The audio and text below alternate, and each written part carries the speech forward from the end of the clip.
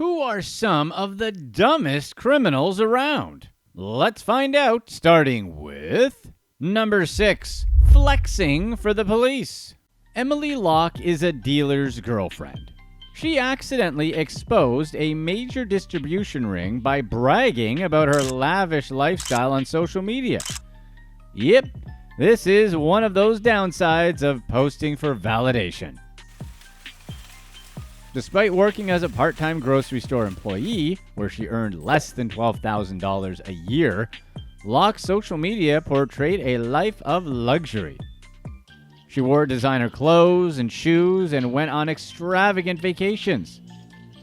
Along with her dealer boyfriend, Mark Price, she spent $120,000 on jet-setting and expensive goods. Price claimed he was a struggling builder, but drove an Audi RS4, which sells for around $138,000. Although she lived in a small town in Wales, Locke was obsessed with the idea of living like a celebrity and donned Vivienne Westwood purses, Gucci sunglasses, Christian Louboutin shoes, and Christian Dior perfume. The couple traveled around the world to places like Miami, Las Vegas, Dubai, France, Amsterdam, and Spain, and Locke documented each of their trips on social media. She shared selfies of her tanning on the beach and pictures of iconic locations like the Bellagio fountains in Las Vegas. Things were going good, but she had to brag, and eventually, Locke's social media accounts led law enforcement to the couple. Although she was clearly spending a lot more money than she was making at the grocery store, she told the police that she had no idea Price dealt illegal substances and genuinely believed he was a builder. Police raided Price's home and found a blue plastic bag containing, you guessed it, nose beers. They also seized his cell phone, where they found texts of him bragging about his weekly earnings.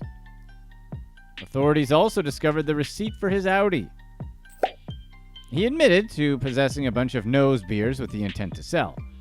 During his trial, the court also learned that he took out a $39,000 loan where he fraudulently stated he had been employed by a construction company that went out of business. Law enforcement searched Locke's residence and found a bunch of things she shouldn't be able to afford, such as designer clothing, jewelry, watches, bags, and other accessories. They estimated that she had $60,000 worth of belongings in her home. Price's lawyer attempted to convince the judge that his client was just a little immature and made a mistake. You know, those immature dealers. The judge was unconvinced and gave him 7 years in jail. Locke's defense argued that she had been a good student with good grades and was working towards a degree in law and criminology. Her plan was to become a probation officer, but she took a job at the grocery store to earn money and became obsessed with living a celebrity lifestyle like many people her age. She was sentenced to 15 months in prison. Locke's phone records helped the police locate other members of the ring, with one accomplice, Christopher Morgan, receiving 20 months in jail, and the other, Kyle Crowley, being sentenced to 5 years in prison. Maybe if Locke had refrained from bragging about her Kim Kardashian lifestyle while earning a cashier's salary, she would have never been caught. But if it's not posted online, it didn't happen, right?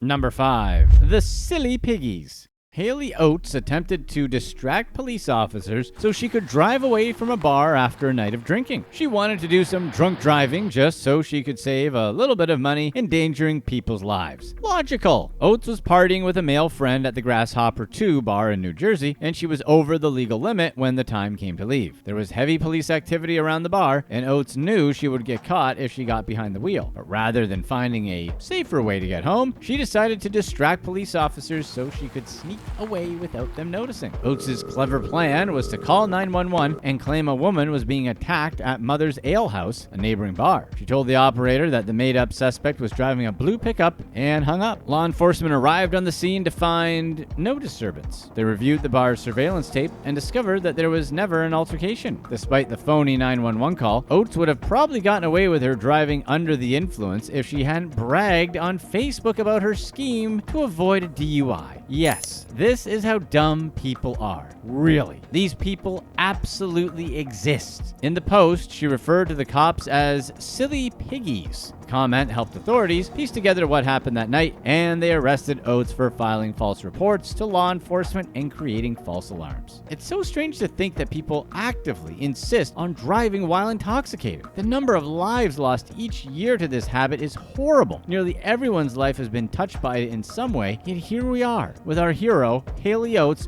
bragging about driving drunk. Number 4. Thirsty for likes. Speaking of ratting on yourself on social media, an unnamed online shopper bragged about scamming his way into a refund for an order he bought at ASOS, a British online fashion retailer. The Orlando-based shopper ordered a package from the British retailer, but claimed it never arrived. He complained to the store about not receiving his items and got his money back. However, his order had arrived and he had lied to get a refund. The shopper might have gotten away with his scam if he didn't brag about it on Twitter. ASOS replied to his tweet and thanked him for posting about his lie because they may have never found out if he hadn't put it online. Users called him out for stealing and embarrassing himself. Although he later deleted the tweet, it had 244 retweets and 3,200 likes. Number 3. Skimming Himself. A dumb con man known only as Hamid P used a 3D printer to create false fronts for ATMs and clone credit and debit cards. But he was caught when he tested them out with his own card. The con man intended to use the fake fronts to clone hundreds of people's cards in the southern French towns of Nimes and Saint-Ambroix. He planned for unsuspecting members of the public to unknowingly put their cards through a skimmer that he hid inside the ATMs. Skimmers secretly steal card details while dispensing cash as usual, giving users no reason to believe the device stole their information. Hamid wanted to make sure that his device was working properly and tested it with his own card. Using his credit card on a public ATM made it easy for police to track him down. Why would he not think authorities would go over all the IDs that they think were compromised? At the time, Hamid was on the run with $29,000 that he already stole. Authorities found him in Marseille, France, and arrested him. Law enforcement found the 3D printer at his home, and he confessed to the scam. It's not a bad idea to test the device, but why use his own card? Was he going to go make a social media post online and let all his friends know that his skimming device worked too? Number 2. Ghost nurses. Dr. Thwayne Nunez Ferreira used fake silicone fingers to trick the hospital scanner into recording the attendance of her coworkers when they weren't at work. The ghost workers scam occurred in Ferraz de Vasconcelos, a town near Sao Paulo in Brazil. Medics at the Office of Mobile Energy Care need to sign in using their hands to record their attendance on a biometric machine. Dr. Ferreira claimed that she wasn't the only person involved in the scheme. She told authorities that signing in absent employees was a condition of her employment and that the hospital coordinator, Jorge Curie, was the head of the operation. 11 doctors and 20 nurses were also believed to be involved in the scam, many of whom were suspended. Despite the suspension, a Brazilian website reported that 5 of the doctors still received their wages during the inquiry. Brazil's health ministry opened an audit into the hospital in order to understand who was involved in the scam and how it operated. The health security called hospital coordinator Jorge Curie and forced him to speak to police. He said that the claims against him were absurd and that he had a good reputation after being a city official for 25 years. Curie also said that he had no idea what was happening at the hospital. Always good to hear from the guy who's supposed to be running the show. Asir Philo, the town's mayor, alleged that roughly 300 civil servants falsely claimed their salaries without going to work.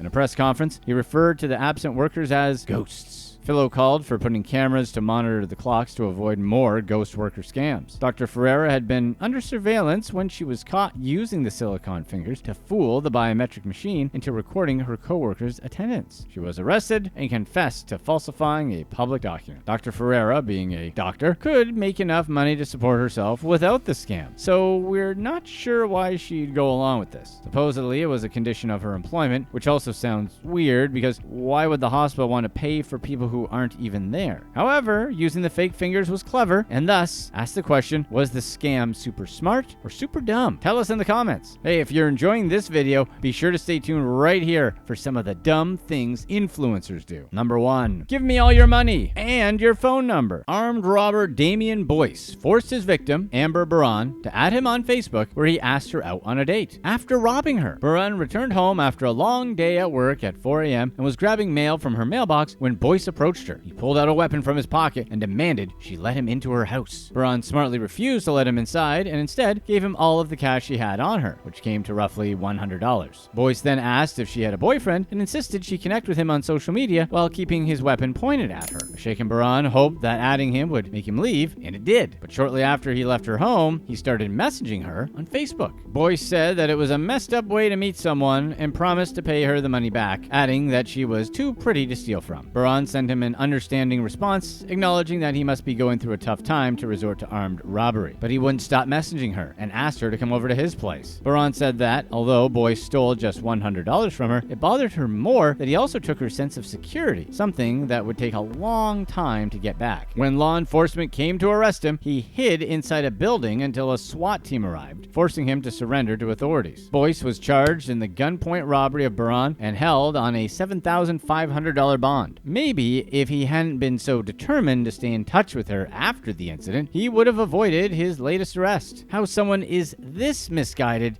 we don't know. Here are a few people who completely exposed themselves. Number 10, David Guera.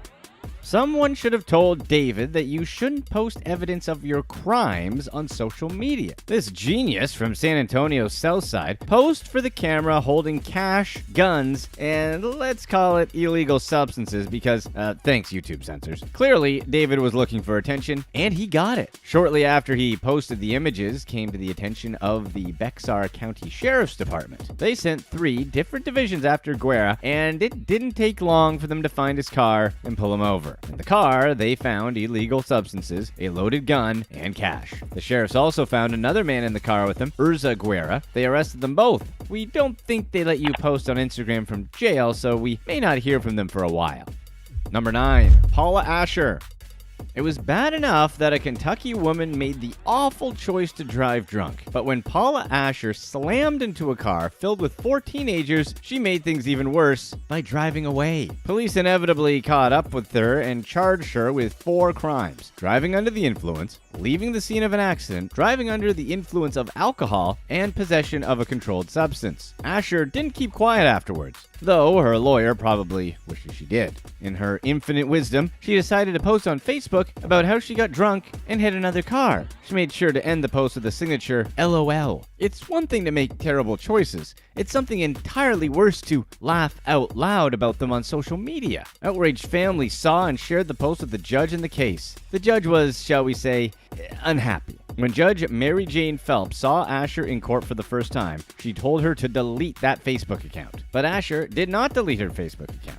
Another in a series of unwise decisions. When the judge found out, Asher was found in contempt of court and sentenced to spend 2 days in the county jail. In another DUI or LOL moment, Oregon teen Jacob Cox Brown had a serious wake-up call driving drunk. He too joked about his crime on Facebook when he wrote, "Driving drunk, classic, but I am sorry to whoever's vehicle I hit." He ended the post with a sticking your tongue out emoji. 2 of his Facebook friends shared the post with police, who promptly arrested Jacob. When you post something like that, you've got to assume it won't stay private for long. Number 8, Nicholas Grove. He did not want to go to jail, so when cops brought him in for booking, he decided to run away. He was originally arrested for stealing computers, checks, and credit cards from an Oregon Education District building. Nicholas couldn't bear the thought of prison, so as they were booking him, he hopped over a counter and ran away. Freedom didn't last long. They scooped him back up later that summer and booked him, successfully this time, to await trial. Still, Grove was determined. Grove seized another opportunity in the rec yard by climbing over the fence, a fence topped with razor wire, and went on the run again. This time, he made it to Mexico. Maybe Nicholas thought that he was Andy Dufresne, the character from The Shawshank Redemption who broke out of prison to live out his days in Mexico. He wasn't. If you watch the movie carefully, you'll notice that Andy Dufresne never posted anything on Facebook. But while Nicholas lived a life of freedom in Mexico, he just kept posting. He posted selfies of himself in and around Cancun, which made it pretty easy for police to find him once they got the info from Facebook. A year and a half later, U.S. Marshals swooped in to Tulum, Mexico, and picked up the fugitive. They hauled him back to Oregon to face trial for his original crimes and a new one, felony escape. He got 5 years. Number 7, Dakari McAniff. A Los Angeles man named Darari MCF thought he cracked the code to get famous on social media. For some reason, he felt the secret to Twitter fame involved showing the world your gun and aiming it at people. Then he said if he got 100 retweets, he'd use it on someone. It didn't take long for cops to figure out who posted the image and caption on Twitter. It also didn't take long for them to arrest MCF and bring him to jail. We don't know how long it'll take for this Los Angeles sniper to learn his lesson, but we doubt he'll post about it when he does. Number 6. Arando Henderson. He just loved to flaunt his luxury lifestyle on social media. He took pictures of himself next to his brand new Mercedes and posted them, claiming to be building his brand. He also posted pictures of himself holding huge stacks of cash. While he posted like a famous rapper, Arando was a lowly bank teller in North Carolina. We're not sure how many likes he got, but we do know the FBI were not his biggest fans. However, Henderson was pretty brave in his plot to rob his own bank. He just walked into the vault, grabbed people's cash, and deposited it into his account at an ATM around the corner. In all, he made off with $88,000. He put $20,000 down to buy the new Mercedes that he proudly posed with for social media. Once the FBI got involved, Arlando's life of luxury came crumbling down. Arando was charged with a few counts of fraud and 19 separate counts of theft and embezzlement. With decades in prison and millions of dollars in fines heading his way, Arando probably wishes he stayed off social media. Find out more about Arando by clicking here. Number 5. Lee Van Briyan. After a long flight from London, Lee Van Briyan landed in Los Angeles with his friend Emily Bunting. Lee and Emily made it through passport control. However, less than friendly Homeland Security agents prevented them from taking another step. In this case, it wasn't that Lee and Emily had done something. It wasn't even that they were planning to do something. Instead, border agents detained and grilled them over some cheeky tweets Lee posted before traveling to LA. Before leaving, he posted about how he would destroy America and dig up Marilyn Monroe's grave. Not exactly wise, but still just a tweet. What the border agents didn't understand, according to Lee, is that destroy is slang for party. So when he tweeted that he was going to destroy America, he was talking about partying. Oh, and he didn't mean it when he tweeted 3 weeks prior that they were going to Hollywood Boulevard to upset people and dig up Marilyn Monroe's grave. In fairness, maybe it was all a big misunderstanding. It seems likely that Lee and Emily were traveling to LA to have fun and party. And as they pointed out to the border agents, digging up Marilyn Monroe's grave is a joke he lifted from the show Family Guy. The Department of Homeland Security was having none of it, though. So instead of a hearty welcome to America, they got a trip in a police van and an overnight stay in a holding cell. Lee met some nice men in his holding cell who were allegedly huge and covered with tattoos. They told him they'd been arrested for smuggling substances into the country. Then they took his dinner. The next day, it was back to the airport for Lee and his friend, where they were sent home on a jet. Number 4. Dominic Alansa. Dominic will have you know he's the victim in this story. All he did was walk into a bank and ask for some money. He smiled at the teller and handed her a note. He said please and thank you. What we know at this point is that Dominic was a very polite bank robber. His note, though, was a little more urgent. It said he needed the money right now because it only takes the police 3 or 4 minutes to arrive. Then it said to ring the alarm a minute after he's gone and make sure the money doesn't blow up on his way out. He even put a little smiley face at the end. He walked out with a bag full of cash and was arrested 22 minutes later. Alansa didn't waste those 22 minutes. That was all the time he needed to make a couple of Instagram posts sharing videos of the robbery and a photo of the note he'd given the teller. The reason why Alansa believed he was the victim is pretty simple. He never threatened the teller or anyone else. He just politely asked for the money. It's not his fault she was generous. Nothing to do with the fact that he was an aspiring rapper who posted the photo and videos for exposure. Not one to miss an opportunity, Alansa took some time in a jailhouse interview to give shoutouts to Michelle Obama, Justin Bieber, and Lady Gaga. Number 3. Augustine Nadeau.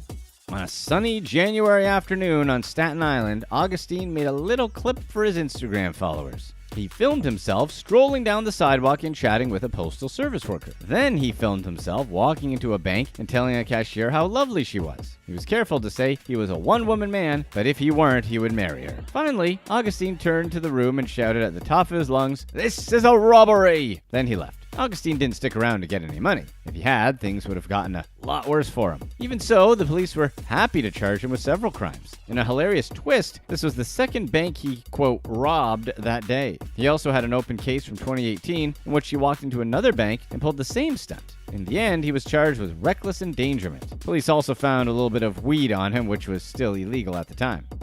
Number 2. Harem Sha. Some people never learn. Take this Pakistani TikTok star, for instance. In 2019, Shah filmed herself in the conference room of Pakistan's Ministry of Foreign Affairs, something that's strictly forbidden. If she just kept quiet, she'd probably get away with it. But that's not what TikTok celebrities do. Instead, Shah did the opposite. She posted it on TikTok for her 1 million plus followers, prompting outrage and criticism on social media. The government launched a small investigation, but she never suffered any consequences. She got away with it this time. After a brush with the law, you'd think that Shah would be cautious about what she posted online. But in January of 2022, she did it again. Shah posted pics of herself after arriving in London carrying loads of cash. In the video, she claimed she brought it illegally from her native Pakistan. This time, though, she took things even further. She told her followers that even though they should be careful if they did something like that, it was easy for her and they could not stop her. She even said that in Pakistan, the laws are only for the poor. We can't say for sure if Shah learned from this. Still, nobody likes a gloater. This time, the outrage was loud enough that Pakistan's feds launched a money laundering investigation into Shah's activity. That's when things got uncomfortable. A prominent Pakistani politician stepped forward in Shah's defense in an unexpected twist. Daniel Malik, a former candidate for one of Pakistan's larger political parties and a businessman in London, told the press that the cash was his and he'd loaned it to Shah as a friend so she could make a fun little video for the internet. According to Danielle, the cash was all for legitimate business and Shah did nothing wrong. This must be true. When has a politician ever stretched the truth? Number 1. Andrew Henels. Andrew went on Facebook and posted about his plan to rob his local Tesco supermarket. He must have made the post moments before walking into the store, because just 15 minutes later, police had him in custody. He managed to steal a getaway car in that short window and drove to a local pub. When police picked him up, they found the weapon he used to threaten the clerk and the 400 pounds he'd stolen from the store. The police seemed grateful for the Facebook post. To them, the pictures and posts confirmed what they already knew. Click to watch one of these next videos. Let us know in the comments section what you'd rather do. Go to jail for 2 weeks or only be able to listen to Cardi B's music for 2 years.